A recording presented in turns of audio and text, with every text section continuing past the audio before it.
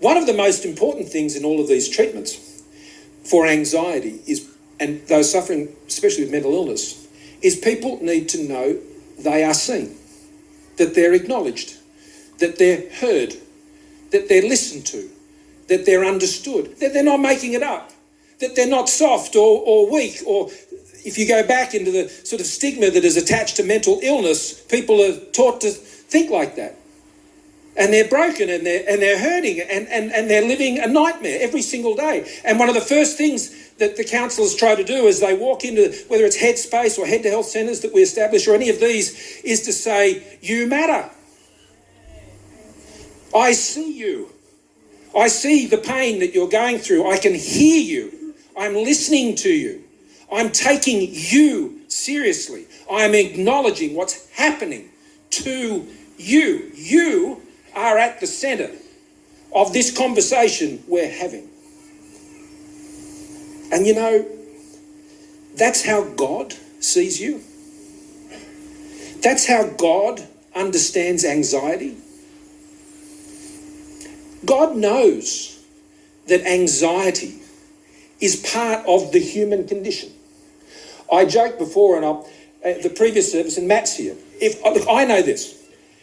My physical body, if he and I go and play tennis, not only will it be humiliating, embarrassing for me, he might try and be kind to me as he was when we first met a few months ago. But I tell you what, I'm walking off that court, sore, hurt, aching for days. He wouldn't even know he'd played me. Because that's my natural human condition. Anxiety is the same, and God knows that. God knows what you're going through. God knows that it's part of who you are as a human being. How do I know that God knows that? Well, he spent 3 years here on earth with 12 very anxious guys. Every single day. They're anxious. I don't know if you've seen The Chosen. I have watched it, really enjoyed it. I'd encourage you to do it because it focuses a lot on the disciples and their humanity. And I know it's a creative interpretation of it, but it's a great watch because it shows their fallibility, their vulnerability, and how they were wrestling with all of this stuff going on. Jesus was there with them every day, understanding their anxieties. What does this mean? They'd leave their families behind. They had stuff going on with their mothers-in-law. They had all sorts of stuff going on. And Jesus was there walking with them every day, saying things to them that was just blowing their minds. I can imagine their anxiety. God was there with Abraham when he told his wife, I'm just taking Isaac up the hill. Have you ever wondered? As a human being. And guess what the most defining characteristic of that is? That God loves you. You worried about who you are? There's one answer. God loves you. You're worried about your identity? You are completely and embraced in those 3 words. God loves you for who you are because he created you and he loves you. Secondly, anxiety about our past. The scars, the hurt, the failings, the damage that you feel. This can all create a feeling of incapacity, of indeed not feeling worthy to be able to deal with things. It can shut you down. It can cripple you. God has an answer to that too, doesn't he? And it was on the cross. Because God says here, God has forgiven you everything, including the thing you just thought about.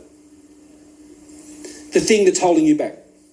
The thing that says, as many are involved in ministry, I'm sure, but others witnessing and sharing their faith, and people go, look, I get it that God loves you. I get it that God would forgive you. But how could he forgive me? You don't know what I've done. You don't know really. Well, that's true. But God does. And whatever those things are that you think are holding you back, and the things in your past, and you know, Satan is known as the accuser, the great accuser, and he'll keep throwing this stuff at you.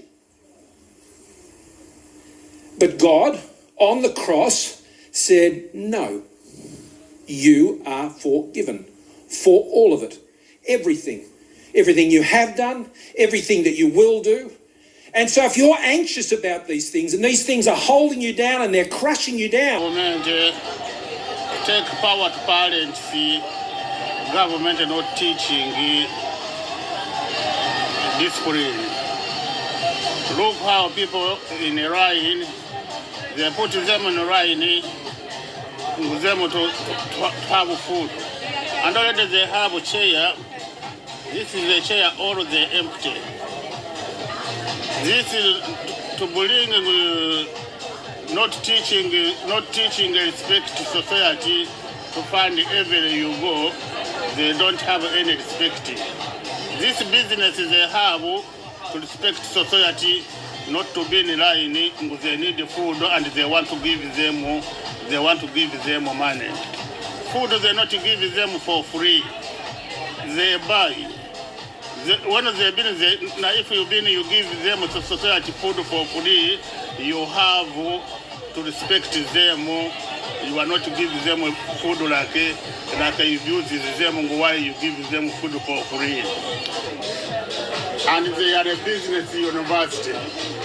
Now university, when they not respect society, they're not teaching respect. Our society they are going to have respect. This is the chair. They empty. This is the chair, all they empty. The all government not leave society, teaching his children respect. To funding, when you go in the office, you don't have respect. You go in the street, they don't have respect. People they got to spend money, them to pay them money, they have to respect them, not to put them in the line. This is the responsibility of the government, not use the family, not teaching respect, discipline. This is the all inside the chair they empty. They put society in the line, like a society they are going to receive money for, they are going to receive food for free. This is the government, they have to respect, have responsibility.